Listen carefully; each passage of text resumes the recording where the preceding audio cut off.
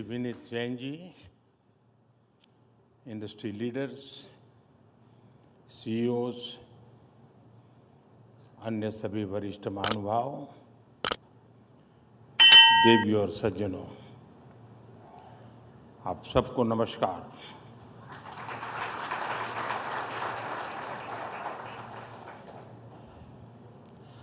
Last time जब मैं ET summit में आया था तो चुनाव होने ही वाले थे और उस समय मैंने आपके बीच पूरी विनम्रता से कहा था कि हमारे तीसरे टर्म में भारत एक नई स्पीड से काम करेगा।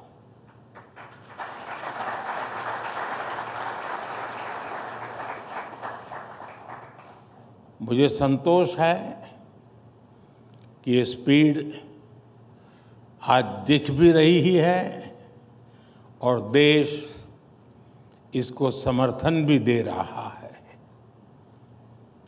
नई सरकार बनने के बाद देश के अनेक राज्यों में बीजेपी एनडीए को जनता का आशीर्वाद लगातार मिल रहा है। जून में ओडिशा के लोगों ने विकसित भारत के संकल्प को गति दी, फिर हरियाणा के लोगों ने समर्थन किया और अब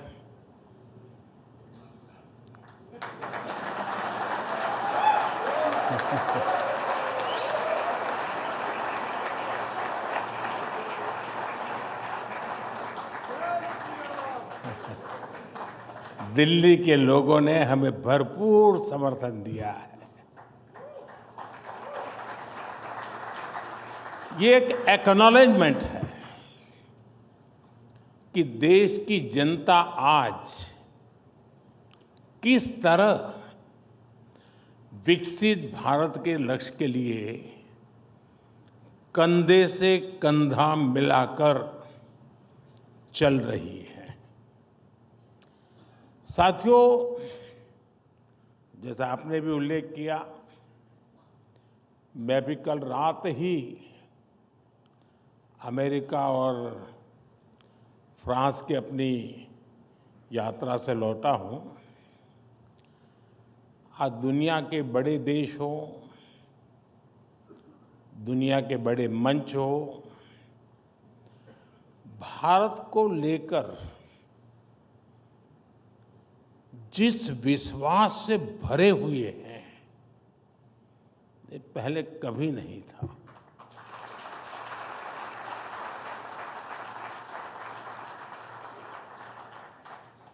ये पेरिस में एआई एक्शन समिट के दौरान हुए डिस्कशन में भी रिफ्लेक्ट हुआ है। आज भारत ग्लोबल फ्यूचर से जुड़े विमर्श के सेंटर में है और कुछ चीजों में उसे लीड भी कर रहा है।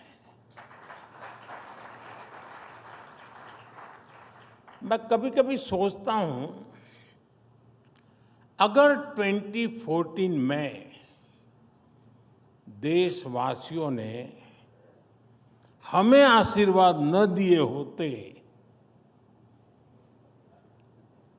अब आप भी सोचिए,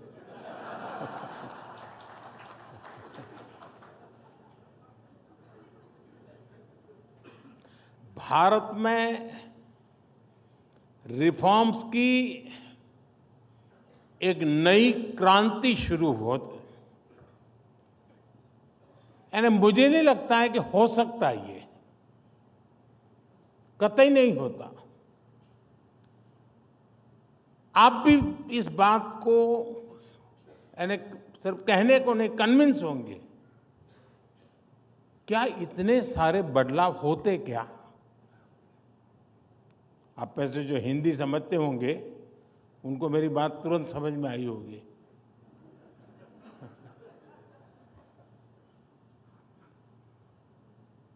देश तो पहले भी चल रहा था। कांग्रेस स्पीड ऑफ डेवलपमेंट और कांग्रेस स्पीड ऑफ करप्शन, ये दोनों चीजें देश देख रहा था। अगर वही जारी रहता तो क्या होता। देश का एक अहम टाइम पीरियड बर्बाद हो जाता। 2014 में तो कांग्रेस सरकार ये लक्ष्य लेकर चल रही थी कि 2044, यानी 2014 में वो सोचते थे और उनका डिक्लेयर्ड टारगेट था कि 2044 तक भारत को 11th से 3rd लार्जेस्ट इकोनॉमी बनाएंगे। 2044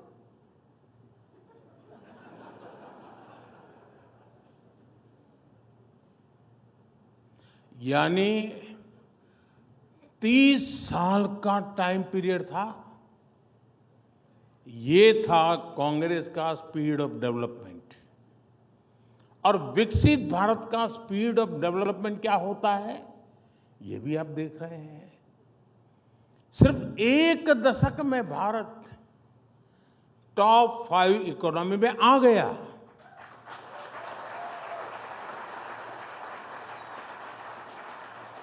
और साथियों, मैं पूरी जिम्मेवारी से कह रहा हूं, अब अगले कुछ सालों में ही आप भारत को दुनिया की 3rd लार्जेस्ट इकोनॉमी बनते देखेंगे।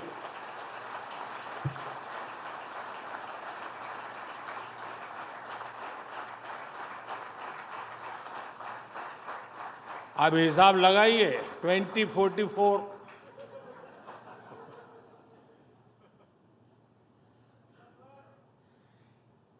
एक युवा देश को यही स्पीड चाहिए और आज इसी स्पीड से भारत चल रहा है। साथियों, पहले की सरकारें रिफॉर्म से बचती रही और ये बात भूलना नहीं चाहिए। ये ईटी वाले भुला देते हैं, नहीं मैं याद कराता हूं। जिस रिफॉर्म के गाजे बाजे हो रहे हैं ना, वो बिकॉज ऑफ कंपल्सन था, कन्विक्शन से नहीं था। आज हिंदुस्तान जो रिफॉर्म कर रहा है वो कन्विक्शन से कर रहा है।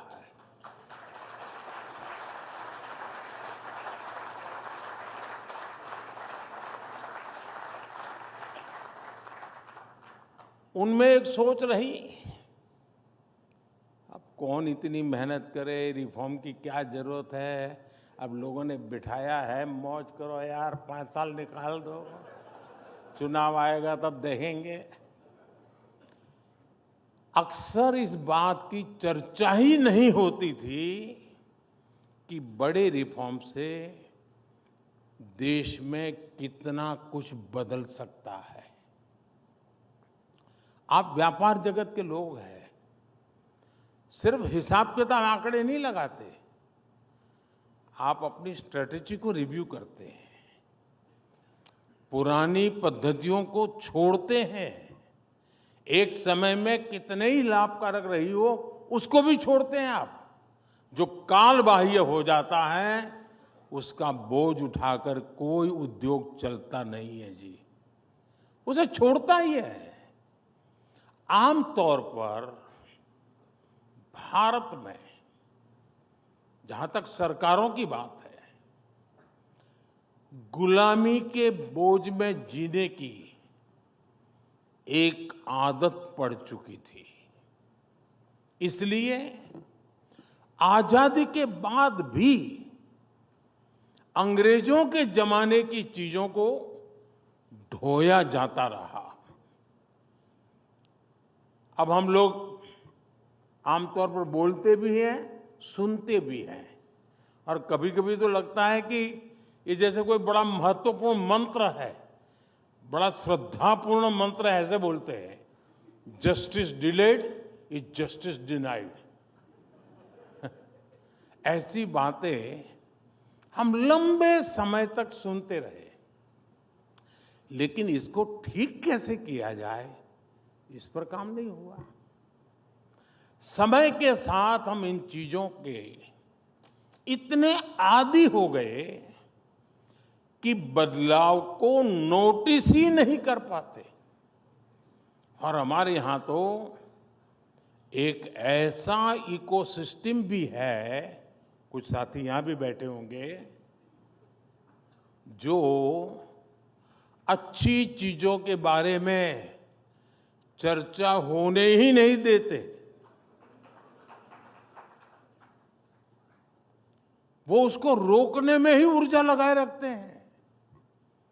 जबकि लोकतंत्र में अच्छी चीजों पर भी चर्चा होना, मंथन होते रहना, ये भी लोकतंत्र की मजबूती के लिए उतना ही जरूरी है। लेकिन एक धारणा बना दी गई है कि कुछ नेगेटिव कहो, नेगेटिविटी फैलाओ, वही डेमोक्रेटिक है। अगर पॉजिटिव बातें होती हैं तो डेमोक्रेसी को कमजोर करार कर दिया जाता है। इस मानसिकता से बाहर आना बहुत जरूरी है। मैं आपको कुछ उदाहरण दूंगा। साथियों, भारत में कुछ समय पहले तक जो पीनल कोड चल रहे थे, वो 1860 के बने थे, 1860 के। देश आजाद हुआ कि हमें याद नहीं आया, क्योंकि गुलामी की मानसिकता में जीने की आदत हो गई थी। इनका मकसद 1860 में जो कानून बने, मकसद क्या था? उसका मकसद था भारत में गुलामी को मजबूत करना, भारत के नागरिकों को दंड देना। जिस सिस्टम के मूल में ही दंड है, वहां न्याय कैसे मिल सकता था? इसलिए इस सिस्टम के कारण न्याय मिलने में कई कई साल लग जाते थे।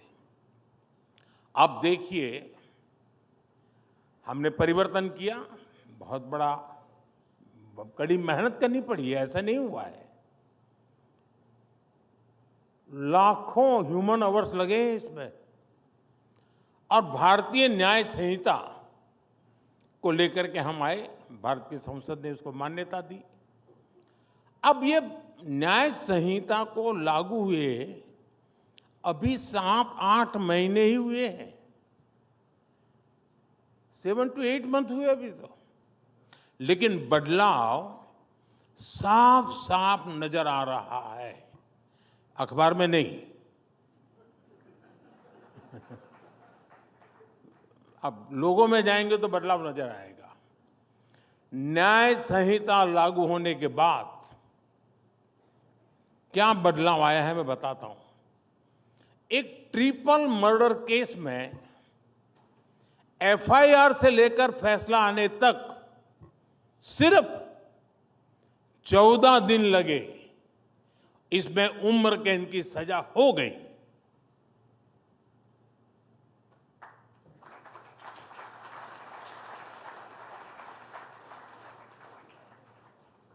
एक स्थान पर एक नाबालिग की हत्या के केस को 20 दिन में अंतिम परिणाम तक पहुंचाया गया।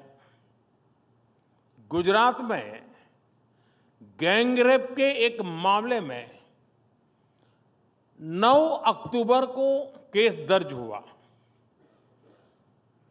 26 अक्टूबर को चार्जशीट भी दाखिल हो गई और आज 15 फरवरी को ही कोर्ट ने आरोपियों को दोषी करार दे दिया।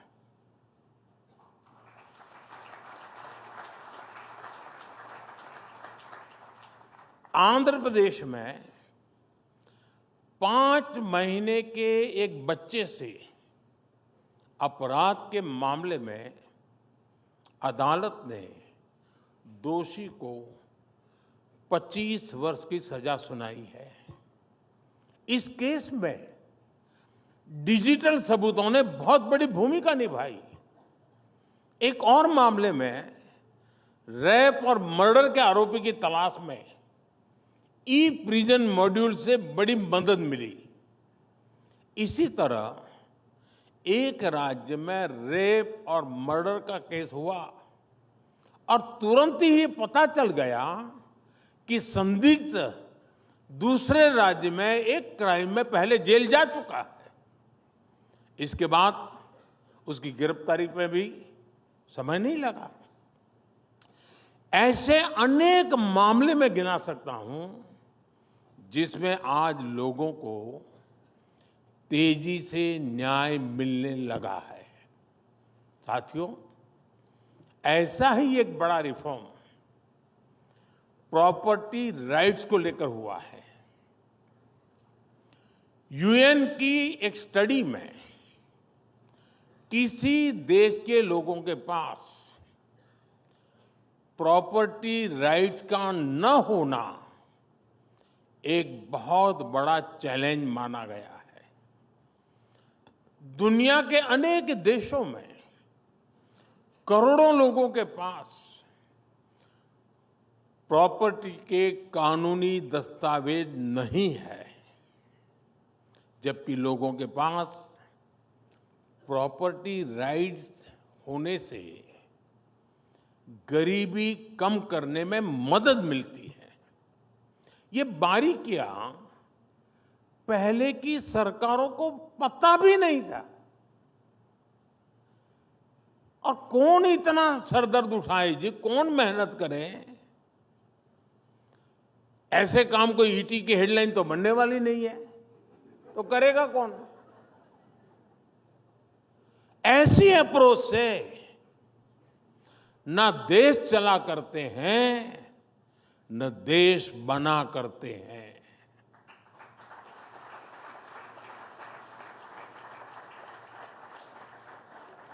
और इसलिए हमने स्वामित्व योजना की शुरुआत की। स्वामित्व योजना के तहत देश के 3 लाख से ज्यादा गांवों का ड्रोन सर्वे किया गया। 2.25 करोड़ से ज्यादा लोगों को प्रॉपर्टी कार्ड दिए गए। और मैं ईटी को एक हेडलाइन आज दे रहा हूं। स्वामित्व लिखना जरा ईटी के लिए तकलीफ वाला है, लेकिन फिर भी वो तो आदत से हो जाएगा। स्वामित्व योजना की वजह से देश के ग्रामीण क्षेत्र में अब तक 100 लाख करोड़ रुपए की प्रॉपर्टी की वैल्यू अनलॉक हुई है। 100 लाख करोड़ यानी 100 लाख करोड़ रुपयों की प्रॉपर्टी पहले भी गांव में मौजूद थी, गरीब के पास मौजूद थी, लेकिन इसका उपयोग आर्थिक विकास में नहीं हो पाता था। प्रॉपर्टी के राइट्स न होने से गांव के लोगों को बैंक से लोन नहीं मिल पाता था। अब ये दिक्कत हमेशा हमेशा के लिए दूर हो गई है। आज पूरे देश से ऐसी खबरें आती हैं कि कैसे स्वामित्व योजना के प्रॉपर्टी कार्ड से लोगों का फायदा हो रहा है। अभी कुछ दिन पहले राजस्थान की एक बहन से मेरी बातचीत हो रही है। उस बहन को स्वामित्व योजना के तहत प्रॉपर्टी कार्ड मिला हुआ है। इनका परिवार 20 साल से एक छोटे से मकान में रहता था। जैसे ही प्रॉपर्टी कार्ड मिला तो उनको बैंक से करीब 8 लाख का लोन मिला। 8 लाख रुपए का लोन मिला कागज मिलने से। इस पैसे से उस बहन ने एक दुकान शुरू की। अब उससे हुई कमाई से वो परिवार अब अपने बच्चों की हायर एजुकेशन के लिए सपोर्ट कर पा रही है। एंड अब देखिए कैसे बदलाव आता है। एक और राज्य में एक गांव में एक व्यक्ति ने प्रॉपर्टी कार्ड दिखाकर बैंक से 4.5 लाख का लोन लिया। उस लोन से उसने एक गाड़ी खरीदी और ट्रांसपोर्टेशन का काम उसने शुरू कर दिया। एक और गांव में एक व्यक्ति ने प्रॉपर्टी कार्ड पर लोन लेकर अपने खेत में मॉडर्न इरिगेशन फैसिलिटी तैयार करवाई। ऐसे ही कई उदाहरण हैं जिनसे गांवों में गरीबों को कमाई के नए रास्ते बन रहे हैं। ये रिफॉर्म, परफॉर्म, ट्रांसफॉर्म की असली स्टोरीज हैं जो अखबारों और टीवी चैनल्स के हेडलाइन में नहीं आती है। साथियों, आजादी के बाद हमारे देश में अनेकों ऐसे जिले थे जहां सरकारें विकास नहीं पहुंचा पाई और ये उनके गवर्नेंस की कमी थी। बजट तो होता था, डिक्लेयर भी होता था, सेंसस के रिपोर्ट भी छपते थे, ऊपर गया कि नीचे गया। करना ये चाहिए था कि इन जिलों पर खास फोकस करते, लेकिन इन जिलों को पिछड़े जिले, बैकवर्ड डिस्ट्रिक्ट, इसका लेबल लगाकर उन जिलों को अपने हाल पर छोड़ दिया। इन जिलों को कोई हाथ लगाने को तैयार नहीं होता था। यहां सरकारी अफसर भी अगर ट्रांसफर होती थी तो ये मान लिया जाता था कि पनिशमेंट पोस्टिंग पर भेजा गया है। साथियों, इतना नेगेटिव एनवायरनमेंट, उस स्थिति को मैंने एक चुनौती के रूप में लिया और पूरे अप्रोच को ही बदल डाला। हमने ऐसे देश के करीब 100 से ज्यादा जिलों को आइडेंटिफाई किया, जिसको कभी बैकवर्ड जिला कहते थे। मैंने कहा ये एस्पिरेशनल डिस्ट्रिक्ट है, ये बैकवर्ड नहीं है। हमने यहां देश के युवा अफसरों को वहां पर ड्यूटी देना शुरू कर दिया। माइक्रो लेवल पर गवर्नेंस को सुधारने का प्रयास शुरू किया। हमने उन इंडिकेटर्स पर काम किया जिसमें ये सबसे पीछे थे। फिर मिशन मोड पर कैंप लगाकर सरकार की फ्लैगशिप योजनाओं को यहां लागू किया। आज इनमें से कई एस्पिरेशनल डिस्ट्रिक्ट्स देश के इंस्पिरेशनल डिस्ट्रिक्ट्स बन चुके हैं।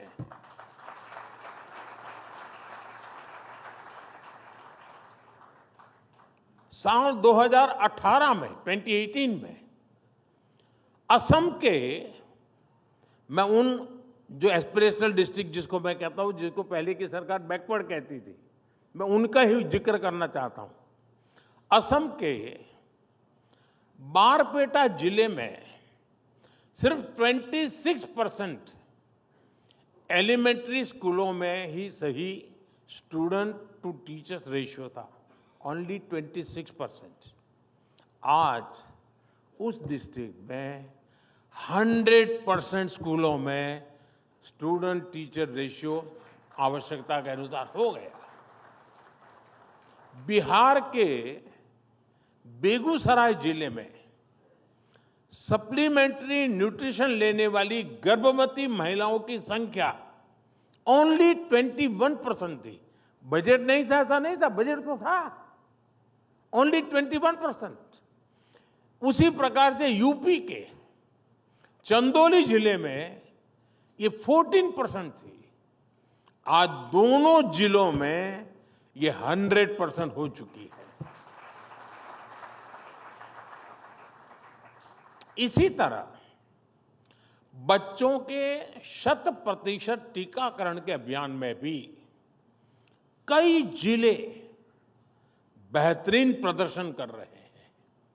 यूपी के श्रावस्ती में 49% से बढ़कर 86%, तो तमिलनाडु के रामनाथपुरम में 67% से बढ़कर 93% हम पहुंचे हैं।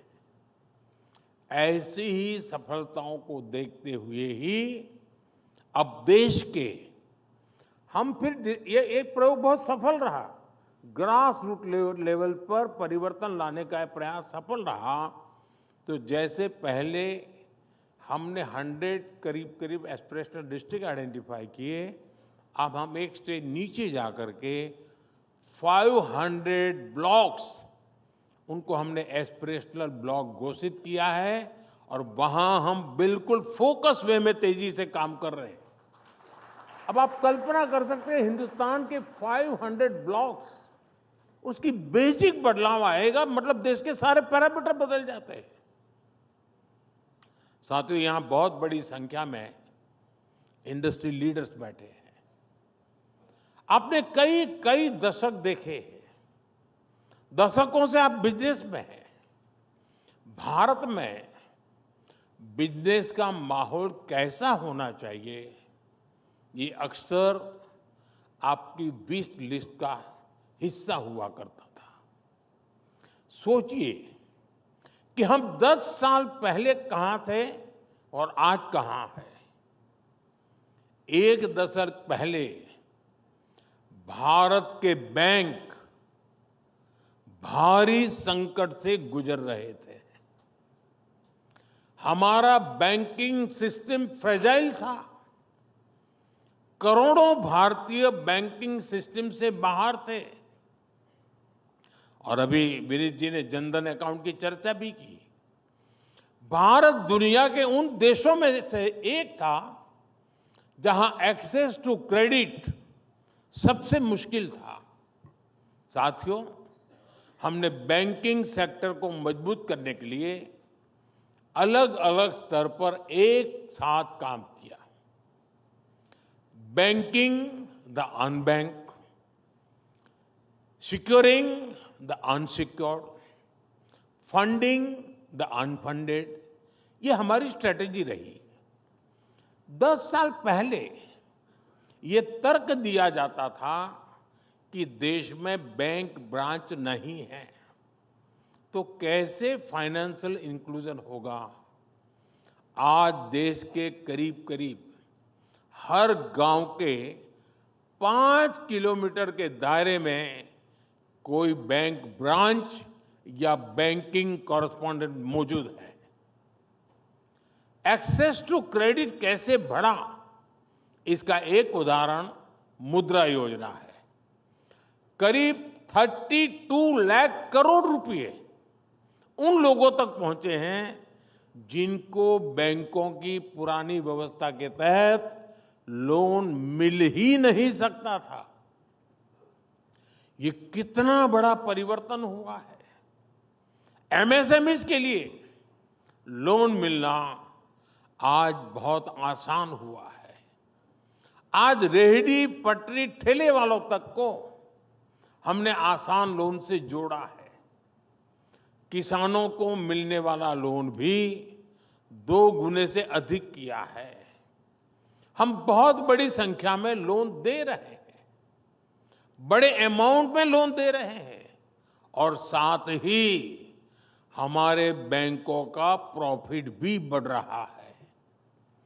10 साल पहले तक इकोनॉमिक टाइम्स ही बैंकों के रिकॉर्ड घोटाले की खबरें छापता था।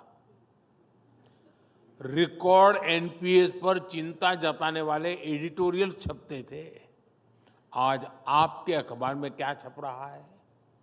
अप्रैल से दिसंबर तक सरकारी बैंकों ने 1.25 लाख करोड़ रुपए से अधिक का रिकॉर्ड प्रॉफिट दर्ज किया है।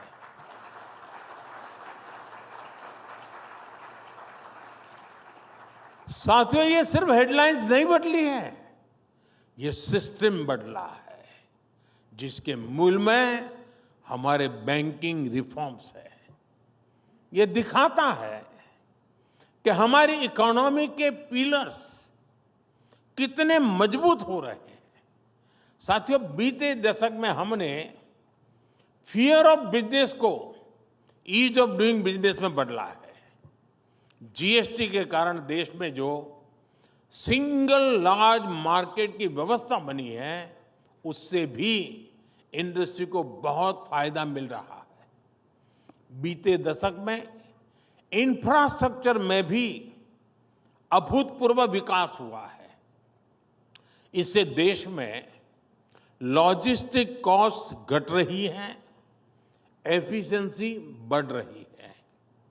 हमने सैकड़ों कंप्लायंसेस खत्म किए और अब जन विश्वास 2.0 से और भी कंप्लायंसेस को कम कर रहे हैं।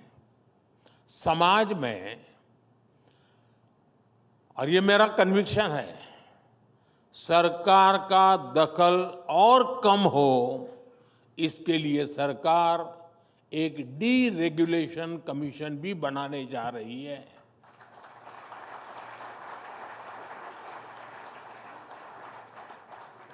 फ्रेंड्स, आज के भारत में एक और बहुत बड़ा परिवर्तन हम देख रहे हैं। ये परिवर्तन फ्यूचर की तैयारी से जुड़ा है। जब दुनिया में पहली औद्योगिक क्रांति शुरू हुई तो भारत में गुलामी की जकड़न मजबूत होती जा रही थी। दूसरी औद्योगिक क्रांति के दौरान जहां दुनिया में नए नए इन्वेंशंस, नई फैक्ट्रियां लग रही थी, तब भारत में लोकल इंडस्ट्री को नष्ट किया जा रहा था। भारत से रॉ मटेरियल बाहर ले जाया जा रहा था। आजादी के बाद भी स्थितियां ज्यादा नहीं बदली। जब दुनिया कंप्यूटर क्रांति की तरफ बढ़ रही थी, तब भारत में कंप्यूटर खरीदने के लिए भी लाइसेंस लेना पड़ता था। पहली 3 औद्योगिक क्रांतियों का उतना लाभ भले ही भारत नहीं ले पाया, लेकिन चौथी औद्योगिक क्रांति में भारत दुनिया के साथ कदम से कदम मिलाने के लिए तैयार है।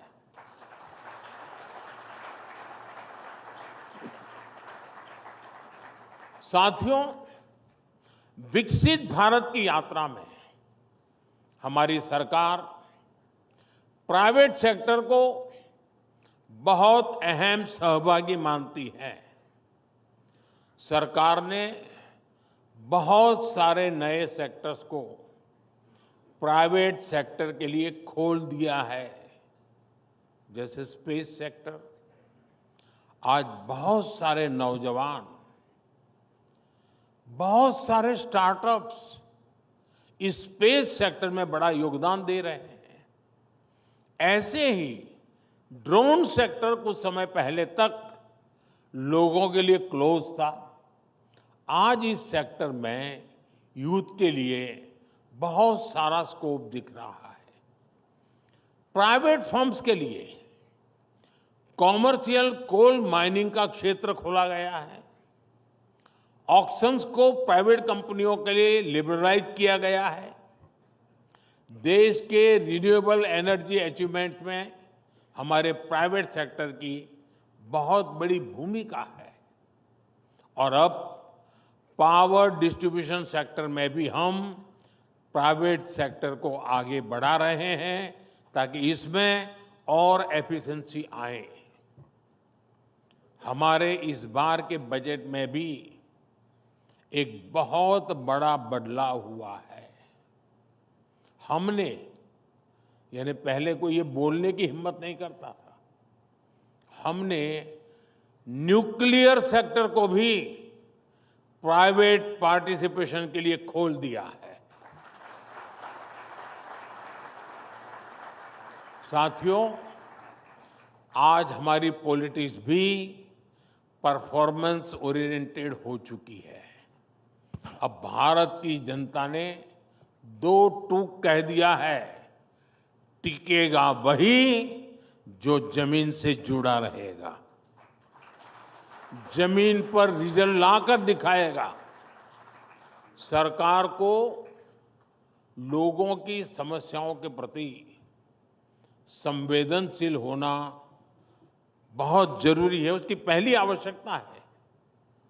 हमसे पहले जिन पर पॉलिसी मेकिंग का जिम्मा था, उनमें संवेदनशीलता शायद बहुत आखिर में नजर आती थी, इच्छा शक्ति भी बहुत आखिर में नजर आती थी।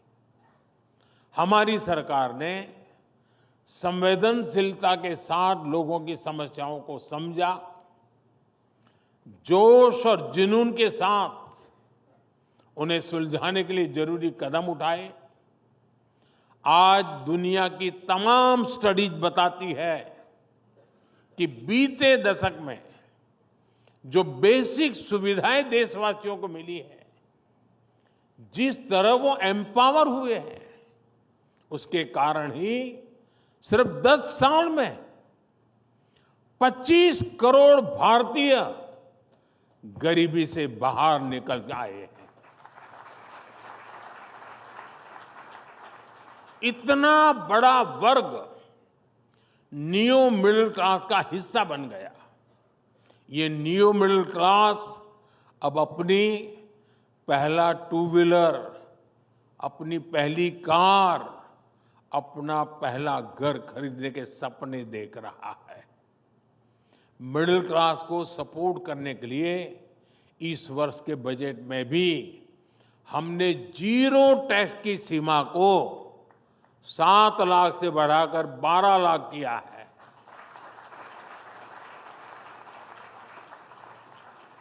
इस फैसले से पूरा मिडिल क्लास मजबूत होगा, देश में इकोनॉमिक एक्टिविटी भी और बढ़ेगी।